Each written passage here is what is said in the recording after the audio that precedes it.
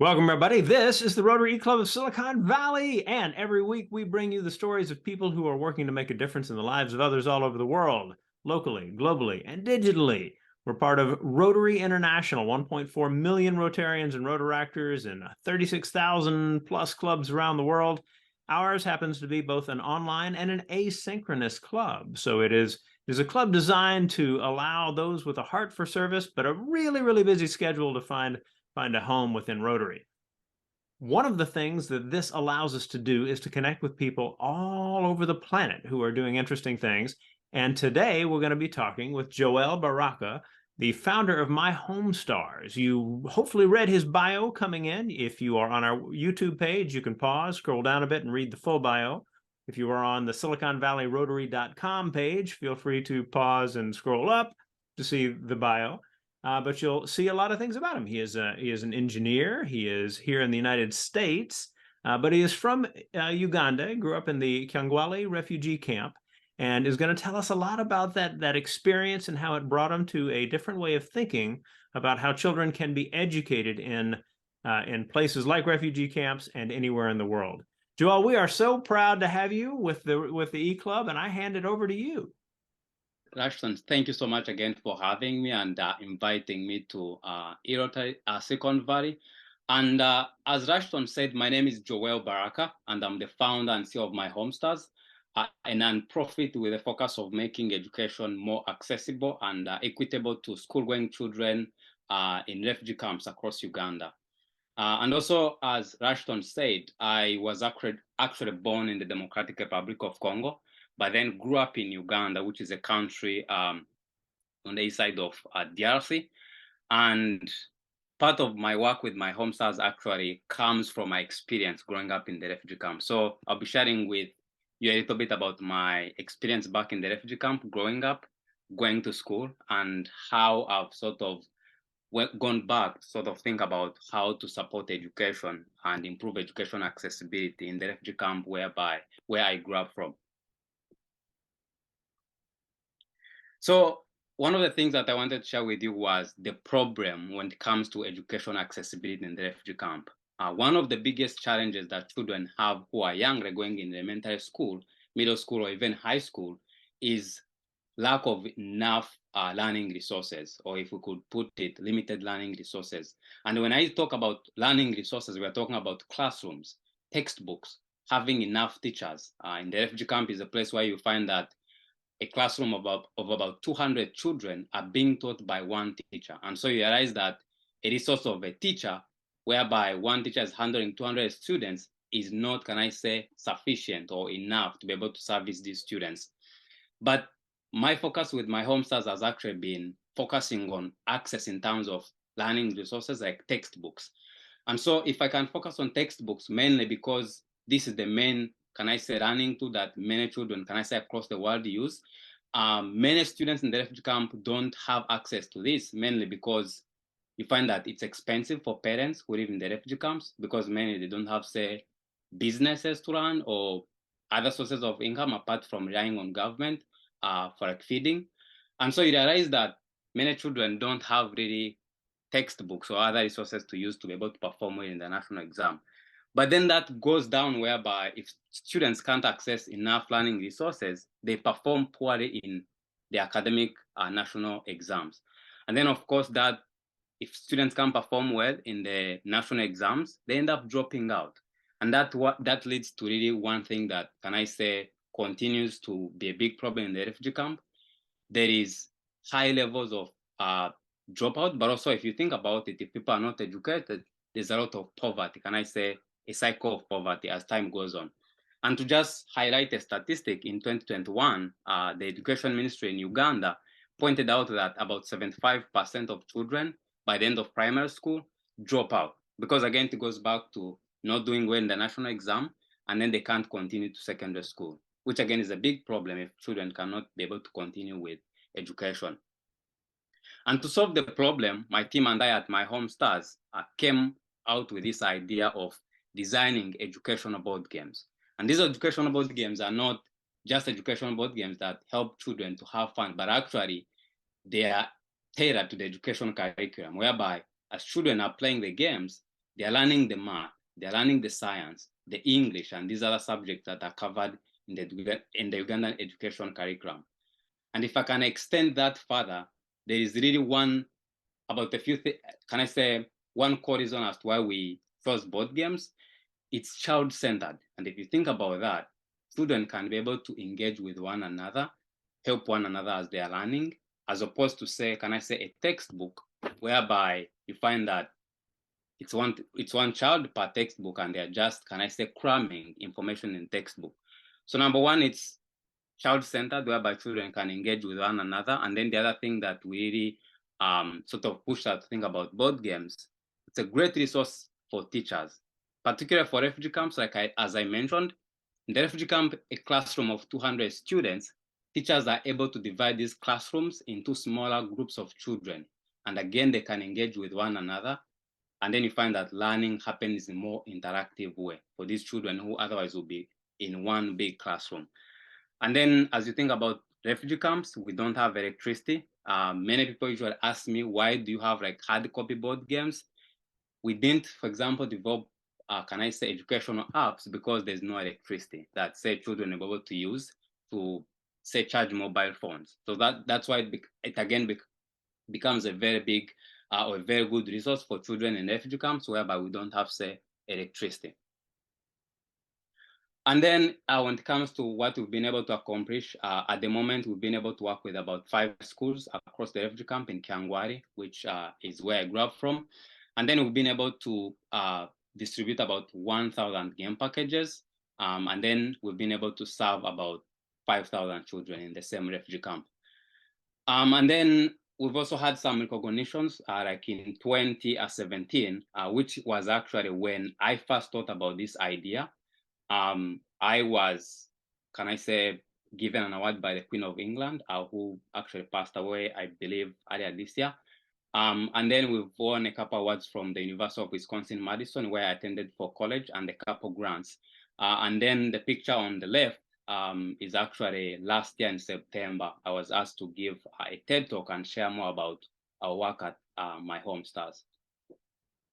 And then a few things that we're actually trying to focus on, if I could call them future plans, we're trying to develop a curriculum database whereby it can be, a space whereby we curate the curriculum content that we are working with, because curriculums over years end up changing. So we're trying to really develop this curriculum base where we can be developing it and improving it over time and again, and then we can be producing it and then giving it to students. And then the other thing that we want to do, to build a community center. When I talk about the community center, this is a space whereby students after school, they can be coming to play these games. And again, they are learning and they're engaging with one another. And this one will be particularly important because you realize that students in the refugee camps can't do their schoolwork at night. Usually there's no electricity. So saying that I will do my schoolwork at 8 p.m., it's almost impossible. But if we say 5 p.m. to 6 p.m. when they just left school, we can be able to give them that space whereby they can engage with one another and sort of, understand further what they covered during school, during the day. And then there's about 11 refugee camps in Uganda that we want to expand this program to, that we think all these children from these refugee camps will actually be able to benefit. The other thing is, I'm just focusing on refugee camps, but actually there is millions of children in rural communities who almost are facing the similar challenge of lacking enough academic resources in terms of textbooks and other resources. And so after we cover these 11 refugee camps, we are thinking, can we shoot for a goal of maybe serving about 1 million children in Uganda? So in this case, we're looking at refugee camps and rural communities. And then one of the things that I wanted to give you a sort of looking at the competitive landscape, because when I talk about the resources we are providing, it doesn't mean that there are no other resources that are available. One of them that I talked about is the availability of textbooks. Textbooks are very effective when it comes to learning. There's no doubt about that. But the problem again is textbooks are expensive for parents in the refugee camp who don't have businesses, who don't have reliable sources of income. The other resource that I would say is competitive to the game that we are providing, like the 5 stars, is other board games. The ones that is common in Uganda is a board game called Omweso, and then there is Ludo, and then chess. But also those are very expensive. You realize that at least a package of one of those would cost you about $25. A textbook is about $38. And then when you come to the game like the 5 stars that I talked about, you realize that you're paying about $20 for a set of 4 games in one, if that makes sense. So we are providing 4 subjects in one game. There's mathematics, English, science, and then social studies, compared to buying 4 textbooks at $38. So that's how we are sort of comparing the 5 stars to other resources that are available. And then the other thing that I wanted to really focus on was the number of the children we're trying to serve. In Uganda, there is about 21 million young children who go to school every year. But then our focus is trying to focus on refugee camp, which is only about 0.85 million children in refugee camps.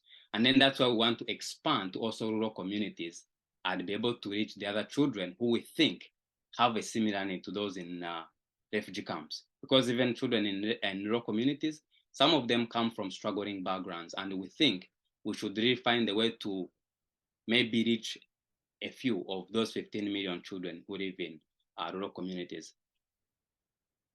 And then, of course, even though I'm the only one speaking today, I've not done what I've done by myself, and I don't definitely plan to do what I'm trying to accomplish with my team by myself. I have a team of other passionate young people who have been behind the work that we've accomplished and what we are planning to do in the future. That includes Anson Liao, who is actually my co-founder, and then Eric Ziponi, who is the program manager, who is actually on ground in Uganda and learns most of the daily activities and coordinates all the work with school. And then, of course, the other amazing people that I've shown on the slide. And that brings me to the end of the presentation. I know I went quickly, but I would definitely gladly welcome some questions and clarify a few things that you might be interested in. Thank you. Excellent, Joel. I love the story that you tell on this, and we're gonna launch into some questions here in just a moment. Before we do, I'll have you stop sharing. We'll introduce the people who are on the recording, and then jump into it. So we have 4 of our members here to join you today. Here in the Bay Area, we have Deacon Christopher. All right, and when I call your name, please wave at the camera so that you got that going. Deacon Christopher is a guy who has made all kinds of wonderful things happen in terms of chess and academic confidence and personal confidence. So pleasure to have you on the recording, sir.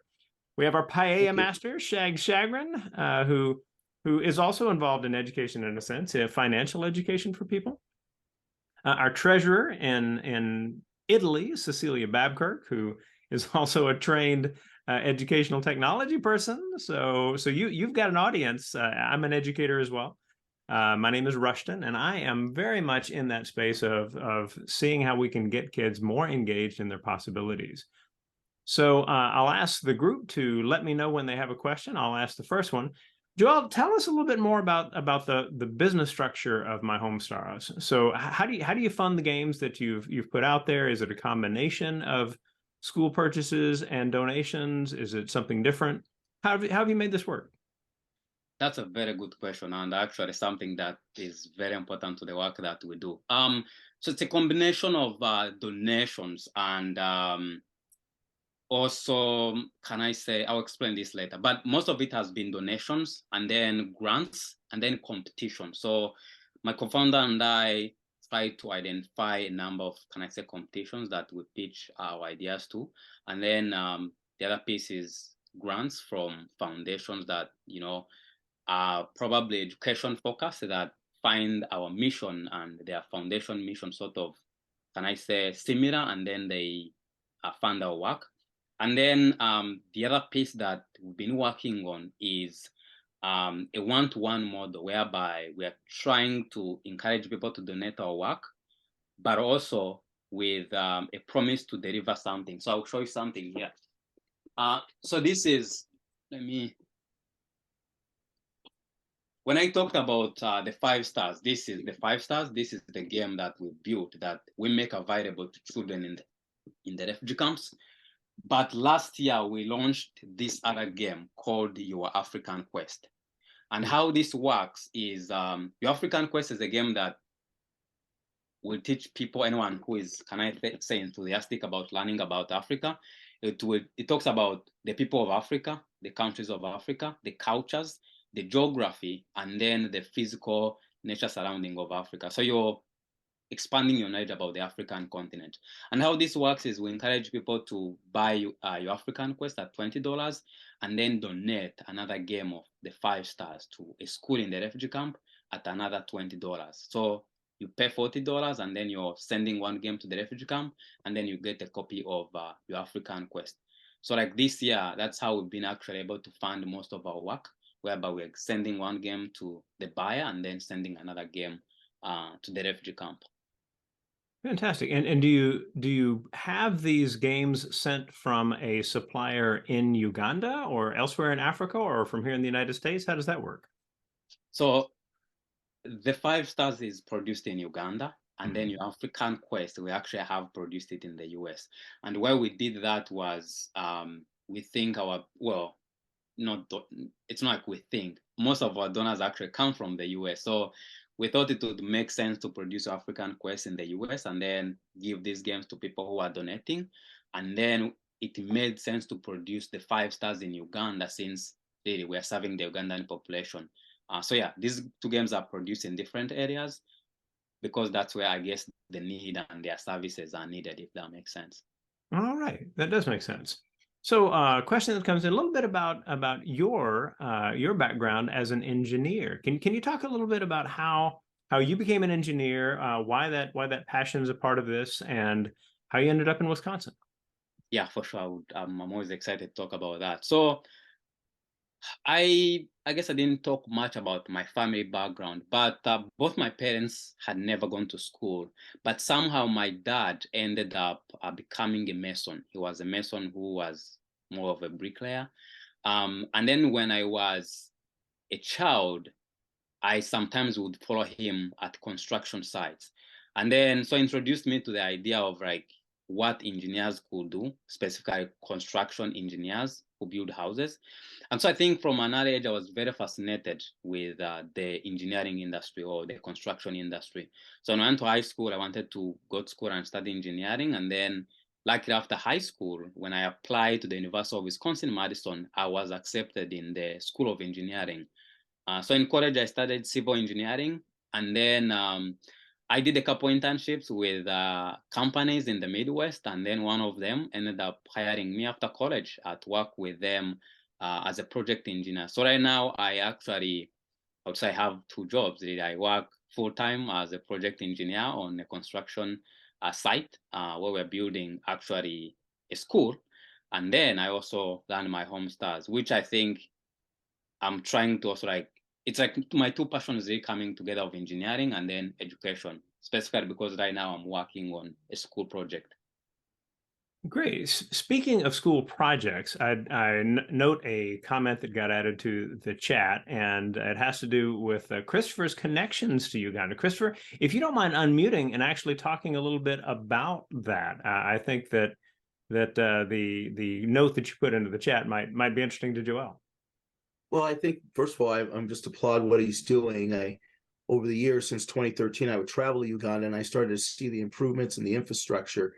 And one of the questions I had, Joel, as I would see the people under the bridges and selling the wares and the tennis shoes and the socks, was what's going to happen to these individuals as they continue to expand the infrastructure and take the what I would say those jobs on the street away. And one person commented that they'd be going back into the villages.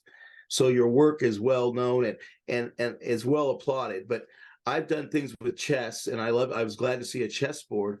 My biggest challenge, I wasn't able to travel during the COVID years, but I've been to Uganda 4 times, and I couldn't get back the last year. And during COVID, was getting the chessboards there, the cost. So if you have people traveling to this area in the United States, I can get chessboards back to you if they would transport them back to your program, Because I know they're, for me, I can buy them for $9 a board, pieces and all. Very nice, large chessboards, 20-inch boards. And I can get those when I work with Christine. Do you know Christine Namaganda? Have you heard of the Queen of Katwe? And how far, you know, well, Christine was in the movie, and that's what inspired me to go to Uganda. But I would like to go direct and get your opinion. How far are you away from Kampala? How far is the refugee camp?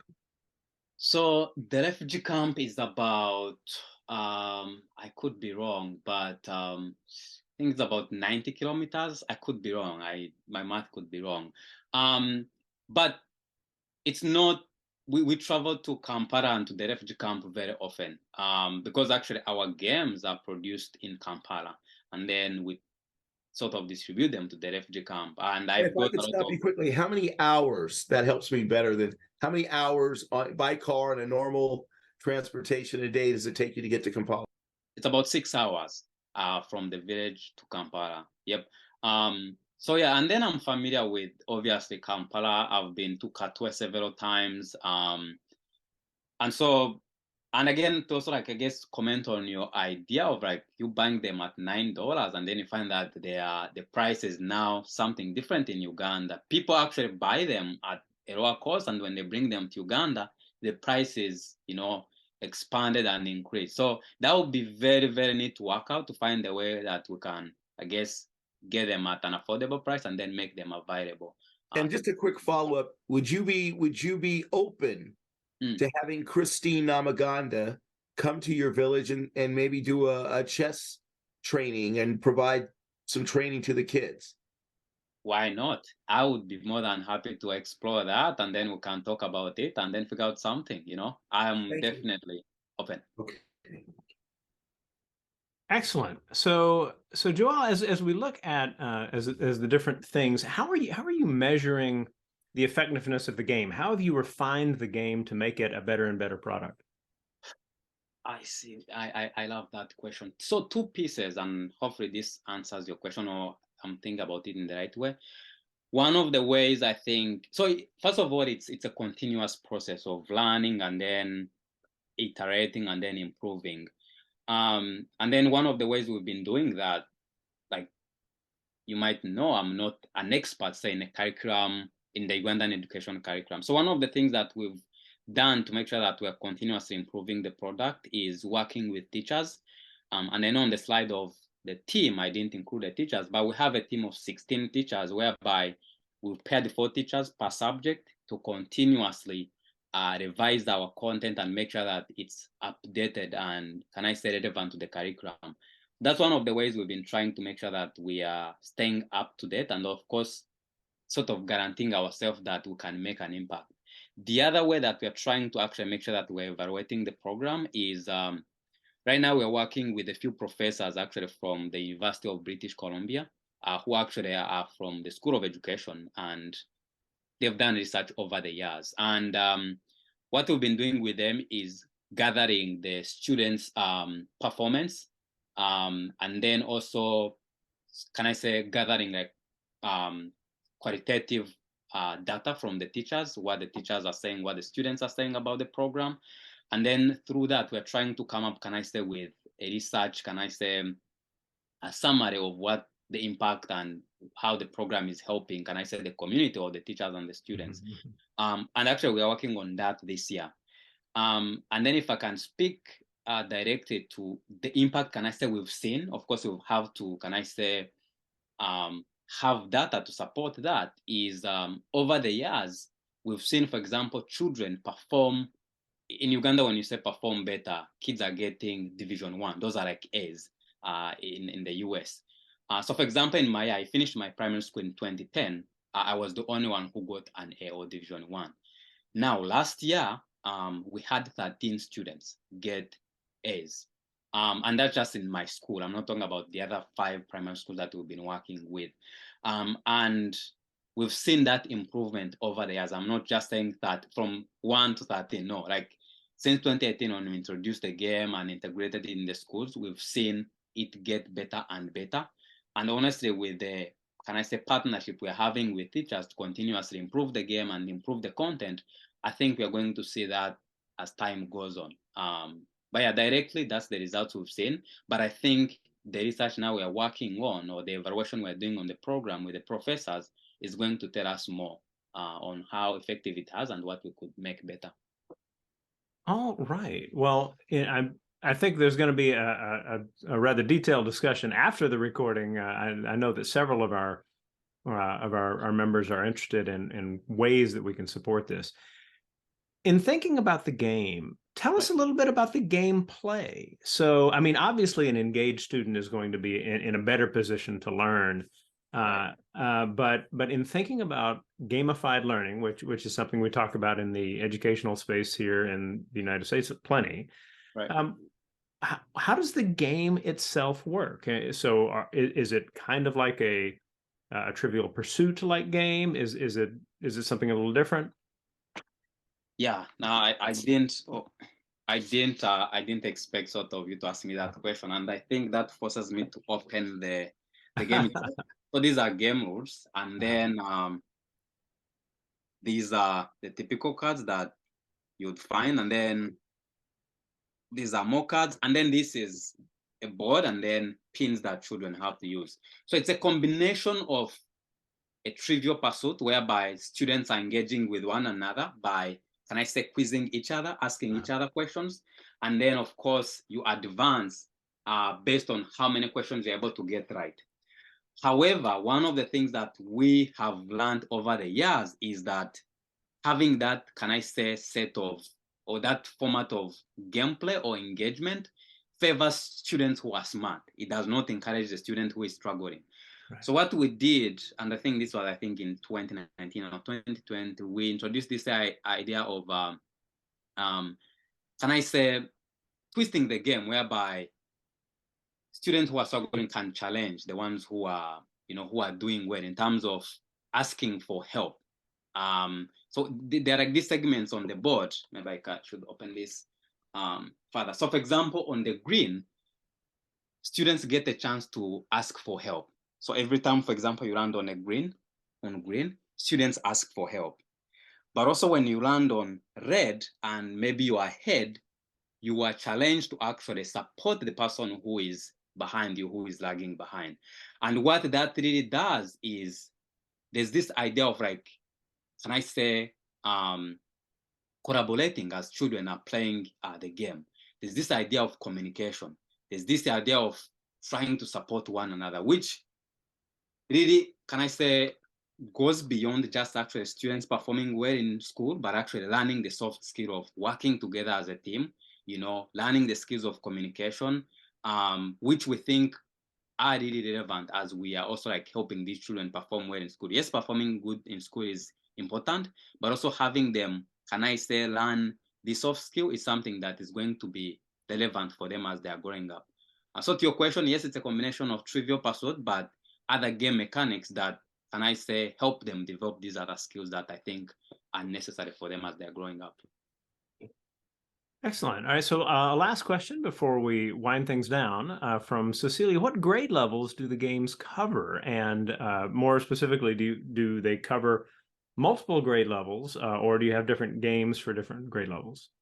That's an excellent question. And probably the one I didn't respond in my presentation. So right now we cover 4 grade levels. There's primary 4, primary 5, primary 6, and primary 7. And I guess it's usually a misconception. People think it's one game, but actually it's a series of games whereby we have 4 games in, can I say, one, because we have the game that looks similar for primary 4, but then P5 or primary 5 has the game that has the same mechanics and the same movements, but the content is different. So what we've been able to do is we've created the game, but then replicated it across multiple levels. And then what we've done is revising the content for the different grade levels, if that makes sense. It does. And quite the inspiring approach, for sure. What we'll do is we'll wind things down. Joelle, as I always do, I'll ask you to give the final word in just a moment. But for all of you who are joining us, thank you very much for taking your time to catch one of our programs. We have an archive of hundreds of these. These are our little way of inspiring each other to see what we can do to make the world better and to talk with people who are doing all sorts of interesting and innovative things to make that happen. We asked that you do a couple more things for us. Scroll down the page if you were on the SiliconValleyRotary.com site and let us know you were here. There is an attendance form for doing that. It helps us better know what our reach is. Additionally, you can leave a message in the discuss forum at the bottom of the page. That'll give you a chance to respond to what other people have said about both the program and other elements of the meeting. And it is one of the ways in an asynchronous club that we are able to share ideas with each other. Joel, as we always do, we hand it back to the speaker for the final word. What would you like people to have in mind as they finish watching the video? First and foremost, thank you so much for having me. It was really an honor to be here. And to the people who are present, thank you so much for making the time to come and spend the few minutes we had with me. And then to the audience or anyone who is around, if there's something that I talked about and resonated with you, I love connecting with people who are doing similar things, or people who might be interested in, I guess, collaborating or just like talking and finding ways we can support one another to do good work. So feel free to reach out and connect if you feel compelled. Otherwise, thank you so much. And hopefully I get to connect with some of you in the future.